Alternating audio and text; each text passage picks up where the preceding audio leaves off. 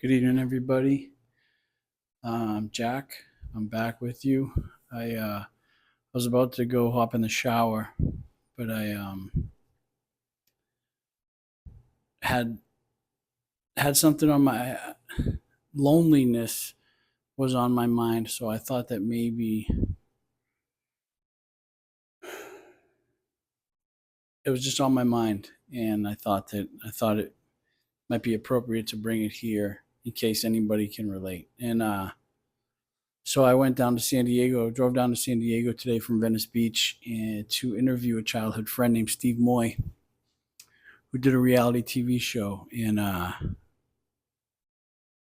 gonna release it as soon as I can. It's gonna take a little while because he also recorded him interviewing me for his podcast. But that's a so I did that. I was down in San Diego for a while, and we walked along the beach, around the bay, and then he showed me Pacific Beach.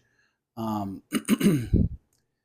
I listened to something on the way back, and it was talking about loneliness, and not in any specific way, but I thought that just got me thinking. And I just wanted to talk about kind of the evolution of loneliness in my life. So after I had gone through that, after I went through the abuse when I was younger, I remember feeling very lonely when I'd be in a room with all my buddies, or I'd be in a crowded place or a place where people were, but I felt lonely. And at the time, I remember feeling like there was something wrong with me, like I was the only one. Like, why I have all these people that like me and care about me around? Why do I feel lonely? What's going on with me? What's wrong with me? Um, and so later on in life, I uh, I remember. So after high school, I moved to New Jersey, realistically Linden, New Jersey, but it was to work in Manhattan doing modeling and acting. And I remember I would drive home to see my girlfriend at the time on weekends, and I remember those rides being really lonely. But I was by myself in on those rides. Um, Take that for what it is. Then I was in a long-term relationship with a girl for 6.5 years, and that relationship ended poorly. I was using, so it was doomed anyway. But she found someone else, so we broke up, and I just took a few trash bags of clothes and got in my Honda Accord and left. And I had nowhere to go, so I lived in my vehicle. I lived in my Honda for it ended up being about 8 months, but I remember living while living in that car. That loneliness was obviously very apparent. It was just me all the time. Um, I was using, so that would help with the loneliness a little bit. But that was at the end of my using career, and the drugs weren't really getting me high anymore. They were just kind of making me not sick and kind of pushing down emotions and stuff. But I remember being extremely lonely. Obviously, I'm living in a car by myself, and whether or not you've been in those exact situations, I just want to tell there's got to be some people that can relate to the loneliness. So now we fast forward a little bit. I get clean. I'm in California. I'm I'm free of drugs and alcohol. Done a little work on myself, and I end up getting married. And my this is what my daily routine looked like. Now, granted, I have a at this point I have a wife. She had a daughter. I married into a daughter, so I have a wife. I have a stepdaughter, and I have my son. I had a baby boy, and so I have a family. I have a purpose. Um, but I'm leaving to go to work at 6 ish or a little before in the morning, and I'm getting home at 6 p.m. Eating dinner with the family, taking a shower, maybe catching a little TV, my wife at the time, and then going to sleep. And although I had, there was a house full of people who I knew cared about me. I have a wife and a stepdaughter and a son. So I have a wife and two kids. But I was once again found myself, although the circumstances were very different. I'm clean, I'm married, I have kids, we all live in the same house. Um, and overall my life is going well, but I find myself once again lonely, surrounded by people. And I was just thinking about that on my drive back from San Diego. Like, what a sad situation to be in, surrounded by people that care about you, clean, trying to do the right things, but still lonely. And this is not a video of like how to cure loneliness. Simply speaking on loneliness and the feelings of it. And I remember I tried to fix at that time when I was married and clean and lonely. I remember trying to fix it with online sports gambling, going to a casino. Uh, those are just examples off the top of my head, but I tried to fix it. I tried to fix that loneliness feeling with outside influences. So obviously I'm divorced. That didn't work out. The loneliness kind of consumed me and affected me in other ways, and it played out the way it played out. And obviously getting divorced, now I'm actually by myself and I have my son half the time, and I'm lonely again in a different way. Um,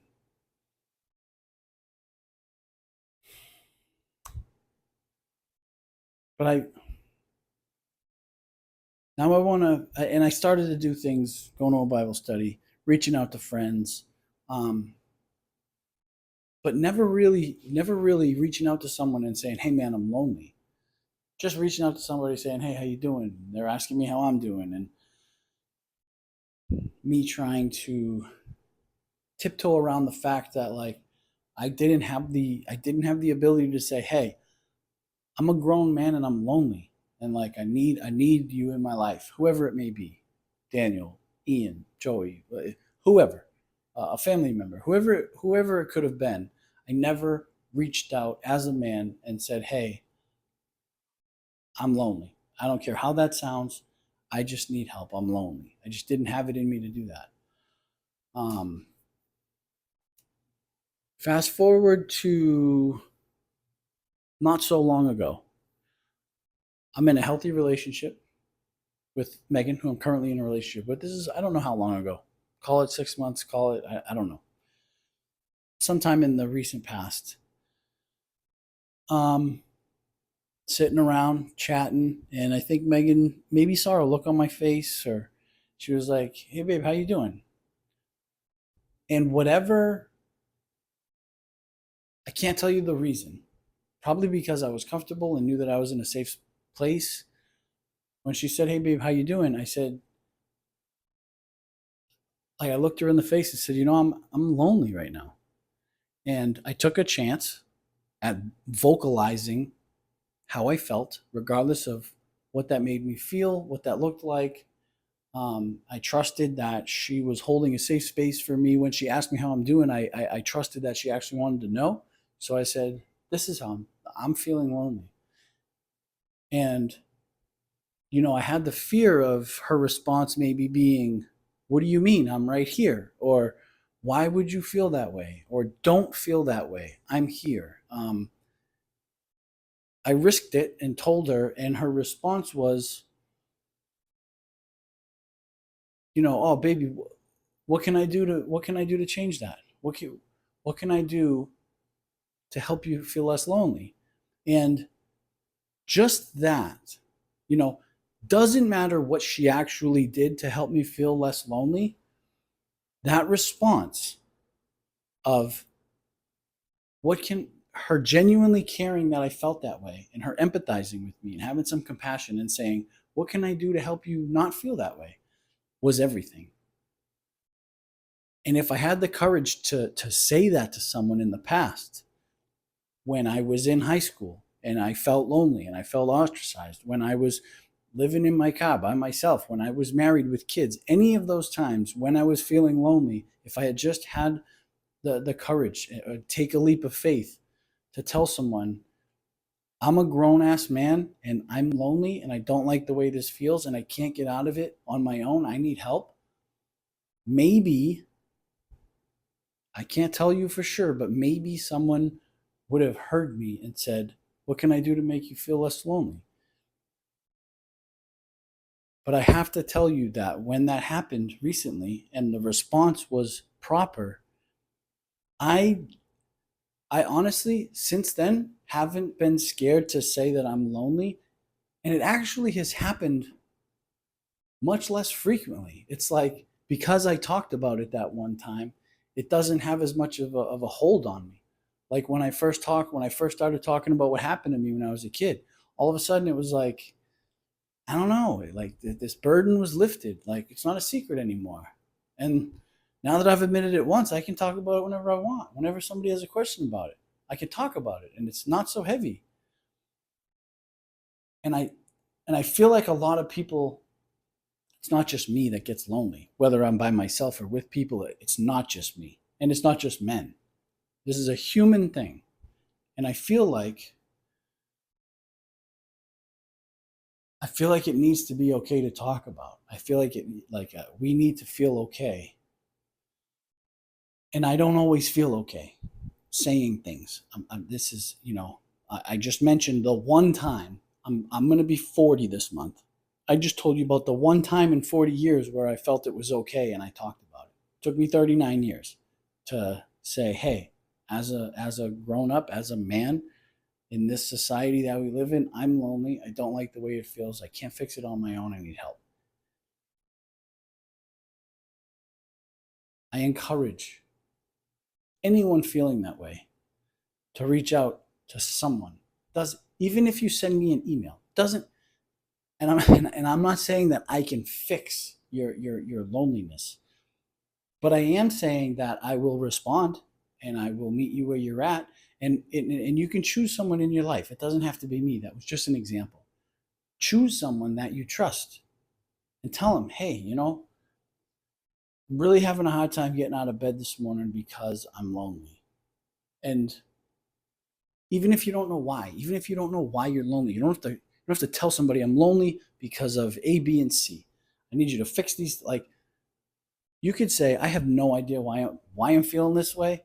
Every um, all the signals of my life should I should be happy with all the things that are going on. But regardless of what that looks like and how I think I should feel or how you think I should feel, I'm lonely. I need help. Take a chance.